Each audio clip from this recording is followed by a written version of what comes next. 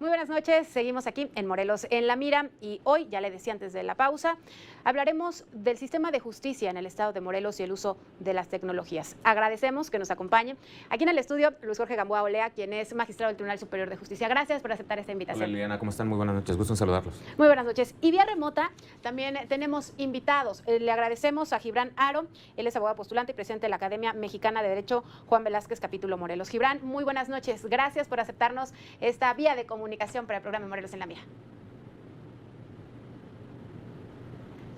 Gibran, ¿nos escuchas? Sí, los escucho bien. Muy buenas noches y gracias por acompañarnos. Gracias a ustedes. Le agradecemos también al doctor Francisco Hurtado Delgado, quien es el secretario ejecutivo de la Fiscalía General de Justicia de la entidad. Doctor Francisco Hurtado, gracias por aceptarnos esta comunicación. Distinguida Liliana, magistrado Gamboa, Gibran, con el gusto de saludarlos. Un placer. Gracias al magistrado, al doctor Hurtado y magistrado. La pregunta. El ex magistrado. Así es. Y la pregunta es justo para usted. ¿Cómo vamos en el estado de Morelos en relación al uso de las tecnologías? Actualmente por el tema del COVID, sí, pero además en general, ¿se hace realmente uso de las tecnologías en la entidad? Bueno, Liliana, yo creo que la contingencia y en sí todo lo que fue este periodo de suspensión de actividades del Poder Judicial a nivel nacional y a nivel internacional vino a traer una sacudida muy fuerte a todas estas instituciones encargadas de administrar justicia, porque nos dábamos cuenta y nos estamos dando cuenta de cómo nos hemos ido rezagando en las tecnologías de la información. Las tecnologías de la información al final son una herramienta que colaboran con la administración de justicia, pero estas tecnologías de la información realmente requirieron actualización, requirieron modernización, y en algunos estudios que se han hecho se ha llegado a la conclusión de que por qué las empresas privadas y el sector privado ha avanzado en la implementación de las tecnologías de la información, por ejemplo, para desarrollar sus actividades, y por qué las instituciones nos hemos ido rezagando. ¿Por qué hoy nosotros en el Poder Judicial del Estado, por ejemplo, no podemos contar también con el expediente digital, que hoy por hoy tendría que ser o pudo haber sido una solución viable para toda esta suspensión de labores? Sin embargo, bueno, hoy se tiene la voluntad, hoy se tiene la disposición de cambiar, de modernizar, y también hay que reconocerlo. Esta tecnología de la información es una herramienta, pero también se tiene que reconocer que no llegó para quedarse, llegó para perfeccionarse y llegó obviamente para solucionar estos momentos excepcionales. Pongo el ejemplo, la Constitución y el Código Nacional de Procedimientos Penales señalan que de manera primordial las audiencias se tienen que llevar de manera presencial. Sin embargo, estamos ante una excepción. Y el mismo Código Nacional, en el artículo 51, dice que una forma excepcional de llevar las audiencias es por medio de la videoconferencia. Hoy, por ejemplo, en la primera sala del Tribunal Superior de Justicia del Estado de Morelos hemos desarrollado ya 16 audiencias de manera telemática. Y nosotros entendemos a la telemática como aquella herramienta, como aquella ciencia que relaciona a la informática con la tecnología. La forma en la que podemos llevar a cabo nuestras audiencias por esa teleconferencia, por esa videoconferencia, y hoy te puedo decir que hemos logrado con un rotundo éxito contactar, por ejemplo, a internos, a personas privadas de su libertad, que ese es el término correcto, que están, por ejemplo, en un penal federal de Nayarit. Lo pudimos tener en una videoconferencia, pudimos platicar con él, pudimos llevar a cabo su audiencia y no retrasamos su proceso. Entonces, creo que es una herramienta que tenemos que explotar, que tenemos que utilizar, pero no solo es la videoconferencia. Hay problemas a los que nos enfrentamos definitivamente. De entrada, que no contamos con un sistema propio, que necesitamos depender de un ambiente como lo es Zoom, como lo es Webex. Y eso es muy serio. Claro, es muy serio porque no tenemos tampoco la ciberseguridad de que no vamos a ser hackeados en un ambiente que nosotros no controlamos, lo controla una tercera persona. Entonces eso también es un tema que hay que reconocer. O sea, realmente no contamos en este momento con una infraestructura, con un software que nos ayude a tener esa seguridad. El segundo tema también importante es, ¿a quién vas a dejar pasar esas videoconferencias? O sea, ¿vas a abrir una videoconferencia como si fuera un Facebook Live? Obvio que no se puede, ¿no? Por los temas que se tratan ahí. Pero entonces estás coartando uno de los principios rectores del sistema, que es la publicidad, ¿no? El código dice, todas las audiencias tendrán que ser públicas. No podemos hacerlas públicas porque no controlamos el ambiente. ¿Qué es lo que tratamos de hacer nosotros? Aislar a las personas que van a una audiencia, mantenerlos bajo los regímenes de sana distancia, que haya el menos público posible, y en todo caso, el único público que hay son las personas que tienen que ver con el asunto que estamos desarrollando. Ahorita nos platica cómo están realizando estas primeras teleaudiencias. ¿Ya son 16? 16 las que llevamos en la primera sala. A mí me gustaría preguntarle a Gibran, él es abogado postulante, y la pregunta pregunta es en específico a él porque ha sido uno de los sectores de los grupos de abogados en donde se había estado exigiendo que se realizaran este tipo de audiencias. Incluso en su momento exigían que se pudieran presentar denuncias en la misma fiscalía. Gibran, ¿con esto ya se sienten satisfechos ustedes como abogados? Es un paso importante, no se va a dejar pasar en alto, que es un paso primordial. Estamos retrasados, realmente a comparación de otros estados de la República, es que estamos totalmente rebasados, pero obviamente que es bueno el que ya haya esa disponibilidad por parte del Tribunal Superior de Justicia y así también la Fiscalía General del Estado, que ya nos hace las denuncias en línea. Son 20 delitos los que se pueden denunciar en línea y pues yo creo que es una herramienta muy importante y que está lleno de desafíos en el cual las autoridades tendrían que estar dispuestas a sentarse para mejorar este sistema de cada una de sus dependencias. ¿Ustedes ya han tenido este tipo de audiencias? Tuvimos el acercamiento con el magistrado Jasso, con el presidente del Tribunal Superior de Justicia. Se le hizo del conocimiento mucho antes de que iniciara este sistema como tal, pero bien es cierto que se perdieron lineamientos que se habían tratado en las juntas, como es el que nosotros escojamos el horario. ¿Por qué? Porque se están empalmando los horarios. ¿Esto qué quiere decir? Nosotros no podemos ir a Jutepec o a Cuernavaca el mismo día porque se empalman los horarios y hay veces que el mismo sistema nos da diferente horario. ¿Eso no se ha podido resolver entonces? Eso sigue pendiente, sigue totalmente pendiente de esa situación. Se le ha hecho el llamado al magistrado, pero ha sido un poquito omiso, o no sé si está esperando a que pase un poquito más o que se venga un poquito el problema entre más abogados, porque ya los hay. Ya hay ese problema porque hay abogados que dicen, ya salió boletinado mi asunto, pero no lo puedo ir a revisar porque no hay citas hasta dentro de 2 o 3 semanas, y ese es el gran problema que está sucediendo y que puede colapsar el sistema de citas del Tribunal Superior. Señalabas justamente que se pueden presentar 20 denuncias en la Fiscalía General de Justicia y le agradezco a Francisco Hurtado Delgado, él es el secretario ejecutivo de la Fiscalía General de Justicia de la entidad. Doctor Francisco, ¿cuáles son estas denuncias que se pueden presentar en la Fiscalía de esta manera? Porque tenemos entendido que no son todas las denuncias. Sí, Liliana, desde el mes de abril, el fiscal general del Estado de Morelos, maestro Uriel Carmona Gándara, emitió sendos acuerdos en los cuales pues, van en 3 sentidos. Uno, para poder continuar con las actividades esenciales de la Fiscalía, para poder estar recibiendo todas y cada una de las denuncias que corresponden. En el mes de abril se inició con la primera denuncia en línea, que era para todos y las personas del sector salud que eran de cierta forma discriminadas por el hecho de estar en esa profesión. Por otra parte, a los enfermos de COVID que eran también discriminados, en los cuales se podrían ofrecer esas denuncias en línea. Pero en el mes de junio se emitió el acuerdo número 9, en el cual se establecen 17 delitos que se pueden hacer a través de línea, excepto los delitos que son con violencia. Entre esos 17 que sí se pueden denunciar en línea son abuso de confianza, daño, fraude, robo, abigeato, sustracción o retención de menores e incapaces, suplantación de identidad, administración fraudulenta, despojo o inseminación artificial sin consentimiento, peligro de contagio, privación ilegal de la libertad, incumplimiento de las obligaciones, discriminación, amenazas y asalto. Hasta el último corte que tenemos en el mes de agosto, tenemos 222 denuncias y 190 actas especiales, entre ellos licencias para conducir, placas de circulación vehicular, credenciales del INE, cédulas profesionales, entre otras. Los delitos más denunciados en línea son los de robo, que son 75, 23 delitos que fueron denunciados de amenazas, fraudes, fueron 14 denuncias y 10 denuncias por daño, 12 denuncias por asalto y entre otras denuncias de hechos que fueron 66. En fin, la Fiscalía General del Estado de Morelos funciona su sistema electrónico en la página de la Fiscalía General del Estado, recibiendo a las 24 horas este tipo de denuncias o actas especiales. ¿Por qué solamente este tipo de denuncias se pueden presentar de manera electrónica? Me imagino que debe de existir una explicación.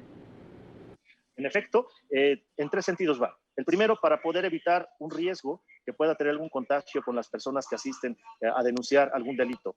2, para todas las personas que laboran en la Fiscalía, tener precisamente el menor contacto y guardar una sana distancia. Y 3, en efecto, para el sector de las y los abogados, toda vez que esta pandemia también no solamente ha pegado a la salud, sino también nos ha pegado en la economía. Y el sector de abogados han sido afectados precisamente por sus clientes por no tener la presencia de esas fuentes de dinero que se ocasionan precisamente de los servicios profesionales que ofrecen, y es por ello también que el fiscal ha estado atendiendo a todas y cada una de las barras y asociaciones de abogados para efecto de que no paren, no frenen esas actividades y sobre todo pues para darle persecución a los delitos que pues en últimos días se ha incrementado la incidencia. No, pero lo que me refiero con este cuestionamiento es ¿por qué no aquellos delitos que son cometidos con violencia? Los que son cometidos con violencia son precisamente los que deben de hacerse los peritajes físicos si hay daños a lesiones. Por ejemplo, la clasificación de lesiones la tiene que realizar un médico legista. Es por ello que deben de acudir de manera presencial y físicamente para realizar todos esos peritajes, que no hay otra forma más que debe ser físicamente, que son casos excepcionales. Por ejemplo, si se mete, es un robo a casa habitación, ¿la fiscalía no podría acudir? El robo a habitación sí puede acudir, se hace la denuncia en línea y acuden los peritos de manera presencial al lugar de los hechos. Pero en este dado caso, si en el robo también se cometen lesiones o con violencia, el denunciante y la víctima tienen que acudir a periciales a efecto de que se les hagan los estudios o todas las diligencias que deben corresponder para la integración de la carpeta. Gracias, doctor Francisco. Magistrado, ¿estamos atrasados en el uso de las tecnologías en el estado de Morelos? Yo creo que sí, Adriana, hay que reconocerlo y no es pecado también decirlo, ¿no? Escuchaba hace un momento al abogado Gibran comentar el tema de que podemos llegar a un colapso. No, es que estamos colapsados realmente. O sea, y lo que estamos esperando es que venga un tsunami judicial de demandas, venga un tsunami judicial de notificaciones, de sentencias, pero es un tema que tenemos que abonarle todos. O sea, realmente tenemos que trabajar todos. Tenemos que entender, por ejemplo, que hoy tenemos ya también el diagnóstico de que este portal de citas que habilitó el tribunal como una herramienta, ¿sí? Y obviamente tratando de salir de este gran problema, es colapsado ya por algunos despachos en donde ya están sacando citas a diestra y siniestra y van afuera del tribunal y venden las citas, ¿no? Entonces eso también es un tema que nos involucra a todos en nuestra ética, en nuestro profesionalismo y realmente en establecer que yo como litigante no voy a ir a comprar una cita fuera del tribunal si yo no la saqué. ¿Cuál es el problema? Que de repente sacan 10 citas para las 10 de la mañana y solo llegan 2 personas. ¿Qué significa? Que esas 8 más se quedaron afuera esperando vender esa cita. Y eso pero eso no puede estar pasando. Está generando un conflicto. Eso también hay que reconocerlo.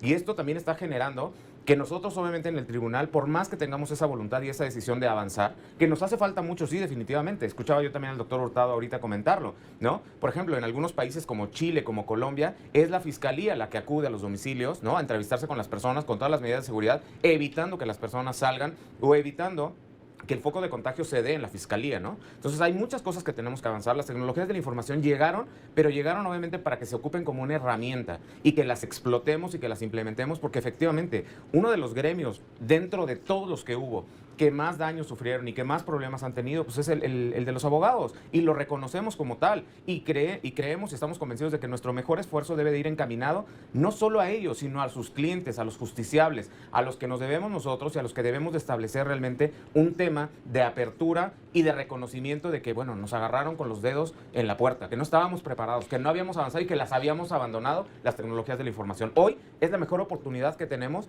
para implementarlas, para obviamente traerlas ya como un hábito. Eso es a lo que yo voy. Tenemos que hacer de esto ya un hábito, un buen hábito.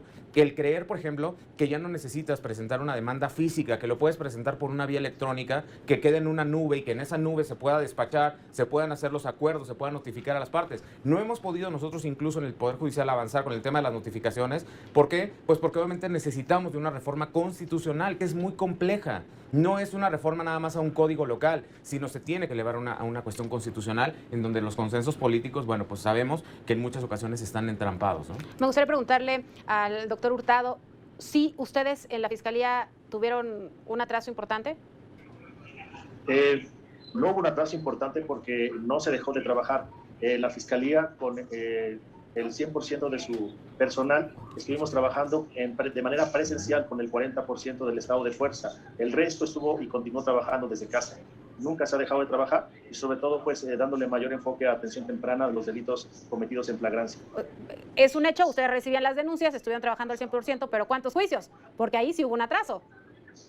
Es precisamente la cadena que de todo el sistema de justicia, pues son eslabones, ¿no? Si un eslabón se frena, no podemos concluir, en este caso, de que sean enjuiciados. Es por ello que tiene a bien el Poder Judicial del Estado ya estar implementando también los sistemas electrónicos. Esperemos que continuemos trabajando en ello y pues en función también del semáforo, ¿no?, que nos esté dando el sector de salud. Gracias, doctor. Nosotros vamos a hacer una pausa comercial, es esta pausa.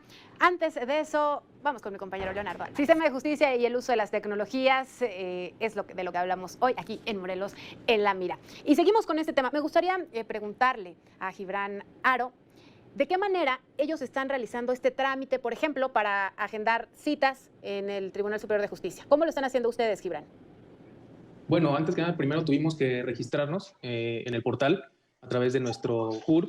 Una vez registrados, nos dan la alta y ya con el alta podemos sacar la cita nada más el día y no la hora de asistencia al Tribunal Superior de Justicia. Y ahí es donde se empalman totalmente las citas y es donde se empieza a colapsar. ¿Por qué? Porque en su momento dado, si llega a salir boletinado algún asunto que llevemos, no vamos a poder ir al otro día porque a veces ya no hay citas al otro día. Y recordemos que hay boletines que no es necesario la notificación personal, sino únicamente por boletín nos dan un término para contestar. Entonces ahí es donde se va a poder colapsar o se está colapsando porque ya tenemos varias quejas de abogados, de compañeros que no pueden asistir ni al siguiente día ni a los 2 días, sino hasta dentro de 1 a 2 semanas se les está dando la cita y ni siquiera pueden escoger el horario. Entonces es ahí donde se le está haciendo el llamado al Tribunal Superior de Justicia de que hagan esa modificación a través de su departamento tecnológico para poder establecer el horario de que podamos asistir. Oye, Gibran, ¿y ustedes no son del grupo de los abogados que están sacando citas y las venden afuera del tribunal? Nunca había escuchado eso, yo no había escuchado totalmente eso, pero es una mala práctica y yo creo que deberían denunciarlo a los abogados que están haciendo esa mala práctica y que no se presten a ese tipo de extorsión o de chantaje por parte de otros despachos. Entonces, yo creo que el Tribunal Superior de Justicia debe poner manos a la obra, ponerse a trabajar en ese sentido y prácticamente de que nos dejen escoger el horario. Yo creo que abriendo la posibilidad de escoger el horario va a ser mucho más fácil asistir a nuestros día a día y que no estén jugando con nuestro horario de trabajo prácticamente. Magistrado, ¿es difícil regular esto? Porque, digo, si solamente sacas una cita y solo te dan el día, bueno, pues puedes ir desde que abren y a la hora que cierran, ¿no? O sea, ¿por qué no hay un orden? La verdad es que esto es un tema de orden. Sí, claro, es un tema también que tiene que ver con una logística, porque en la medida de que también se organice el día del litigante, pues él tiene la oportunidad de visitar varias sedes judiciales, no solo la de Cuernavaca, porque obviamente ellos llevan asuntos en diferentes municipios y donde las cabeceras pues también tienen que sacar cita, como es Cuautla, como es Coyotepec, como es Jojutla, como es Yautepec, todas esas sedes judiciales en donde se requiere este mismo trámite. El tema es que tenemos que estar, o sea, estamos trabajando bajo obviamente práctica y error, porque lo estamos haciendo. Tenemos que identificar en dónde estamos fallando, estamos identificando también qué nos hace falta, pero sobre todo también pedimos esa honestidad, esa claridad y esa buena fe con la que se conduzcan los despachos y los abogados, pues obviamente para que no entorpezcan esta situación. Sí, como lo dije, hay un retraso evidente, hay una mala praxis con la que se inició, pero bueno, se está tratando de corregir y desde el Poder Judicial creo que se tiene esa disposición de hacerlo. Repito, nosotros en segunda instancia, desde que se dio la suspensión, una parte de los acuerdos de la suspensión se dijo que cada una de las salas iba a poder implementar la forma en la que iba a llevar a cabo sus audiencias. En la primera sala del Tribunal Superior de Justicia se determinó la posibilidad de llevarlas por videoconferencia y es así como hemos empezado a desarrollarlas. ¿Cómo se lleva a cabo? Bueno, los magistrados permanecen en sus despachos, en sus oficinas, se conectan vía un ambiente remoto que nosotros buscamos que fuera el más seguro. Las partes están ya sea en Atlacholoaya, ya sea obviamente también en Leiva, en Francisco Leiva, guardando los protocolos de la sana distancia, se llevan a cabo los procesos de higiene y obviamente de desinfección de cada una de las áreas en donde van a trabajar ellos y en ese momento se lleva a cabo en ese videoambiente la audiencia y se graba y se deja el registro. Nos ha tocado ya que tenemos casos en donde tenemos que comparecer a la persona privada de su libertad desde Atlacholoaya. Entonces, el personal de nosotros, con todas las medidas también, implementan la audiencia desde Atlacholoaya, nosotros nos conectamos vía teleconferencia y obviamente la podemos llevar ahí y hemos tenido muy buenos resultados. Te comentaba yo que tenemos ya el caso de una audiencia que se llevó en Nayarit, en donde esta persona tenía 6 meses que no tenía comunicación con su defensa, logramos establecer la comunicación entre defensora y persona privada de su libertad, platicaron y él le dijo, yo me quiero quedar aquí, yo no me quiero regresar, realmente por mi seguridad yo estoy mejor aquí y eso yo lo quería decir en una audiencia. Lo dijo y obviamente es parte de los resultados que está dando esto. Tenemos una ahorita en Sonora, pero el tema que tenemos en Sonora es que Sonora nos dijo, es que nosotros no tenemos citas hasta noviembre. ¿Por qué? Porque todas nuestras audiencias ya son por videoconferencia, ¿no? Ustedes, es decir, y lo que entiendo, ¿hasta esta contingencia están realizando este tipo de audiencias? Así es, hasta este momento. Pero eso ya lo hacen en otros estados y lo han hecho porque hacen traslados, efectivamente, como lo comenta, de pronto se hacen traslados de personas privadas de la libertad, del penal de Atlacholoaya y se los llevan a otro estado de la República. ¿Cómo hacían normalmente ese tipo de audiencias? Pues se tenía que mandar el papel, el exhorto, se tenía que pedir la colaboración del juez del municipio, del estado en donde se encontraba la persona privada de su libertad y esperar a que se llevara a cabo allá, regresar los documentos y continuarlos, ¿no? En el mejor de los casos, el juez hacía O sea, nosotros como que prorrogábamos esa posibilidad de que el juez de esa entidad hiciera las diligencias que nosotros ¿Esto no necesitábamos. alargaba los juicios, Por pero supuesto que lo eternamente? alargaba, por supuesto que lo alargaba, pero aparte de todo eso, imposibilitaba a la persona privada de su libertad de tener comunicación con su defensor, porque decía, mi defensor está en Cuernavaca, mi proceso está en Cuernavaca. Entonces yo quiero a mi defensor que yo contraté, que yo pagué, que es de mi confianza y que está en Cuernavaca. Hoy es una realidad que nosotros acotamos esa brecha, que nosotros podemos decirle a esa persona, ¿sabes qué? Vas a tener videoconferencia con tu defensor 20 minutos antes de la audiencia, platica con él, puedes platicar 20 minutos después con él e incluso puedes platicar con tu familia. Y entonces en ese momento nosotros podemos establecer ese vínculo y garantizarle el acceso a la defensa a la persona privada de su libertad. Entonces es una práctica que tenemos nosotros que ir puliendo y que tenemos que ir nosotros perfeccionando. Obviamente también estamos aprendiendo de todo esto. ¿Por qué? Porque dependemos de las tecnologías de la información y, como te lo decía, a veces de un ambiente que nosotros no controlamos. No, pues sí, ya estaban muy atrasados. Estábamos muy atrasados. Me gustaría preguntarle a Gibran, ¿tú tienes firma, por ejemplo, para poder sacar estas citas en el tribunal?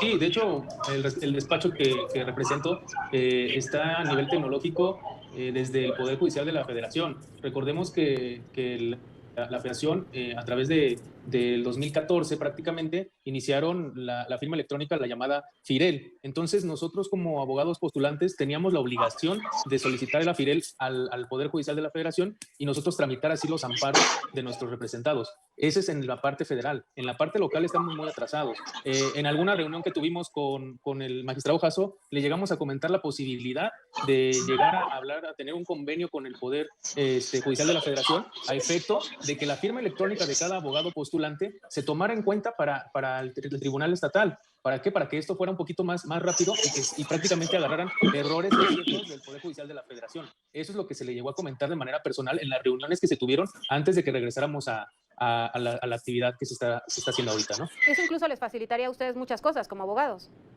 Yo creo que facilitaría a todo, tanto como abogados como autoridades, porque al final de cuentas estarían agarrando un sistema que ya viene probado desde el 2014, más de 6 años, que no ha pasado en ese sistema, y prácticamente a nosotros como abogados que nos autorizaran la firma FIREL, que ya tenemos registrada ante el Poder Judicial de la Federación, sería mucho más rápido para poder entrar a expedientes en línea como lo hacemos a nivel federal. Oye, Gibran, y ustedes como abogados también, el tema de las denuncias que han estado presentando ya de esta manera, esta nueva modalidad en línea en la Fiscalía General de Justicia, ¿es funcional? Es funcional, solamente que aquí le hacemos el llamado a través del maestro Hurtado que hubiera un poquito más de comunicación hacia la sociedad, armonizar la denuncia en línea hacia la sociedad y que se acercara a la ciudadanía hacia con los asesores jurídicos particulares para poder guiarlos a hacer bien la denuncia y poderla presentar por escrito, obviamente a través del portal en línea. Magistrado, ¿esto sí es posible? Magistrado no, secretario, ¿esto sí es posible? Sí, se ha creado una herramienta muy amigable. De hecho, solamente puedes ingresar a través de www.fiscaliamorelos.gov.mx y ahí encuentras la herramienta. Por supuesto, se deben de tener algunos candados de seguridad para evitar que algunos bots o algunos fakes puedan estar jugando con la aplicación o la herramienta. Es por ello que sí son muy estrictos los requisitos. Sin embargo, eso le da mayor certeza también al denunciante. La denuncia llega al portal y se divide en 3 regiones. Sur poniente, que es Jojutla y todos los municipios aledaños, la zona o región oriente, que es Cuautla y los municipios aledaños, y toda la parte metropolitana. Una vez que se recibe de manera sistemática la denuncia, de acuerdo del municipio donde emanen los hechos, es en donde se está emitiendo a la Fiscalía Regional para poderle dar atención. En caso de que no haya llenado bien correctamente todos los espacios, se le envía un correo para que pueda subsanar el llenado de los espacios que hayan hecho falta. Y en caso de que el delito amerite alguna visita de algún pericial o al Ministerio Público incluso pueda acudir al domicilio para poder dar el inicio de la carpeta y la integración misma, puede constituirse el mismo Ministerio Público o los servicios periciales en el lugar donde sucedan los hechos o en donde se estén denunciando. Gracias, secretario. Magistrado, hablamos de un software que probablemente podría resolver el tema de estas teleaudiencias que se están realizando para que todo sea cerrado, no lo hagan a través de una plataforma que utilizan millones de personas. ¿Son caras estas plataformas que ya tienen en otros estados? Yo creo que pues todo tiene una complejidad y todo necesita una inversión. Sin embargo, yo creo que también es un tema que puede quedar como un legado y puede quedar ya como algo que se utilice. Mira, Liliana, hoy hemos platicado de la materia penal, pero me gustaría platicarte del tema familiar. Se suspendieron las convivencias. Sí. O sea, convivencias que están decretadas por un juez familiar, en donde el papá tenía que ver al hijo en el centro de convivencia del tribunal y que se suspendieron desde hace más de 150 días. Si nosotros hubiéramos contado con estas tecnologías de la información general para el Poder Judicial, no estoy hablando nada más de materia penal, o sea, hablemos de todo. Sí. Yo pudiera haber tenido esas convivencias con el niño vía telemática, yo pude haber visto a mi hijo vía telemática. No 150 días después le tenga que decir, ¿sabes qué? Se van a reactivar las convivencias dentro de un mes más, 2 meses más, porque estamos en semáforo amarillo, rojo. Mucha gente me podrá decir, bueno, es que esas personas no tenían obviamente los medios. No, pero entonces también pudimos habérselos acercado. Te pongo el caso de Perú. Es su obligación, porque ¿dónde están los derechos del niño? El caso de Perú, por ejemplo, ¿no? El caso de los temas de familia en el Perú e incluso los temas en materia penal de violencia familiar en el Perú. La persona que quiere denunciar, basta que se lo haga del conocimiento a cualquier policía y el policía tiene la obligación de facilitarle un teléfono o una iPad con la que el policía carga para que haga la denuncia vía telemática o en ese momento cuando el juez familiar ordena al actuario vaya a la casa para la convivencia, el teléfono es del tribunal. Y el teléfono se lo prestan al papá para que vea al niño y al niño para que vea al papá y se cumpla con esos requerimientos y esos derechos humanos a la familia. Entonces, no nada más es materia penal, es materia familiar, materia civil, materia mercantil, materia laboral. Lo trataste en uno de tus programas. Sí. El tema de los despidos durante el COVID-19. ¿Cómo se podían llevar a cabo? Pues es que no ocupamos las tecnologías de la información. Hoy estamos en pleno siglo XXI, hoy tenemos teléfonos inteligentes, pero realmente no tenemos una justicia digital, no tenemos abogados digitales, no somos autoridades digitales, nos rezagamos en la brecha histórica de la comunicación y obviamente estamos pagando las consecuencias. Entonces, es el momento de alzar la cara y decir, ¿sabes qué? Reconocer, fallamos, no estábamos preparados y tenemos que echar hacia adelante este tema de las tecnologías de la información. Y además, y ahí viene otro tema, la capacitación, porque a lo mejor es invertir en un software y capacitar a todo el... Porque también podemos tener jueces que no vayan acorde a la tecnología, entonces tenemos que entrar al trabajo de los jueces también para capacitarlos en los temas de la tecnología. Yo escuchaba al doctor Hurtado, el tema de los actos de investigación. Bueno, los actos de investigación hasta este momento no han generado un conflicto. El conflicto va a ser cuando se presente ese asunto en juicio, cómo van a incorporar esos documentos, cómo se va a incorporar esa persona, esa declaración, ese perito, si no tenemos las tecnologías de la información. O sea, lo que debimos de haber aspirado nosotros es que los juicios que estaban en curso se llevaran a cabo por vía telemática y se concluyeran por vía telemática. Gracias, magistrado. Estamos ya a punto de concluir. Me gustaría que nos enlazáramos con Gibran Haro. Gibran, rápidamente, en un minuto, ¿cuál sería tu conclusión? Perdón, es que casi no se escucha. Creo que el magistrado tiene su micrófono abierto y no alcanzo a escuchar. Tenemos por ahí un problema con la comunicación. Sin embargo, sí, sin duda alguna es un tema en el que tomó prácticamente por sorpresa a todo el sistema. Sin embargo, los que ya estaban adelantados les fue mucho mejor, sin duda alguna. Ya tenemos a Gibran. Te decía, de manera rápida, ¿cuál sería la conclusión? Bueno, yo englobaría aquí, a mi punto de vista, 6 desafíos. El primer desafío, mejorar la capacidad de respuesta del sistema de justicia ante la demanda creciente y cada vez más diversa. El segundo desafío sería afianzar las reformas procesales en marcha, emprender reformas procesales para las materias no reformadas y cambiar la lógica del expediente escrito a uno digital. Un tercer desafío, lo decía muy bien el magistrado Gamboa, es la reorganización de los despachos judiciales y de los despachos jurídicos particulares. Un cuarto desafío, en lo que podría mencionar, sería mejorar sustantivamente los procesos de toma de decisión de gobierno y de gerenciamiento de las instituciones del sector. Un quinto desafío sería aumentar la eficacia y eficiencia global del sistema de justicia. Y un sexto desafío, prácticamente el final, que yo consideraría muy importante, sería desarrollar efectivos mecanismos de atención y comunicación con sus usuarios y con la ciudadanía, fortaleciendo los mecanismos de rendición de cuentas. Porque hay que estar sinceros de que esta tecnología tiene que abrir la posibilidad y marcar los parámetros de cada dependencia. Entonces, yo concluiría con esos 6 desafíos que serían muy importantes, no nada más para el Estado de Morelos, sino a nivel nacional. Gracias, Gibran. Doctor Hurtado, ¿cuál sería la conclusión? Bien, esta pandemia como se dijera coloquialmente, nos agarró en curva a todos, no estábamos prevenidos. Sin embargo, debemos de hacer un mayor esfuerzo de manera integral. Es decir, no solamente son de las instituciones, sino también de la ciudadanía y de los profesionistas quienes deben de integrarse en esa misma inercia. Por una parte, en la sociedad, pues primero tener los instrumentos o las herramientas adecuadas a través de un smartphone o algún CPU, y además de la capacitación del que debemos también socializar con esos aparatos. Y dos, la Fiscalía General del Estado ha estado también dándole la capacitación al personal a efecto de que podamos darle la atención que corresponde. Y tres, el fomento a la denuncia, que de manera presencial o en línea no debemos de dejar a un lado, porque de esta forma, como institución perseguidora de los delitos, daremos mitigando precisamente esta delincuencia que día a día crece más. Muchas gracias. Y nos despedimos prácticamente. El doctor Francisco Hurtado Delgado, secretario ejecutivo de la Fiscalía General de Justicia del Estado de Morelos. Gracias por habernos acompañado. También a Gibran Aro, abogado postulante de la entidad, y a Luis Jorge Gamboa, magistrado del Tribunal Superior de Justicia. Muchas gracias, magistrado. Gracias, Liliana. Esto fue Morelos en la Mira. Descanse. Muy buenas noches.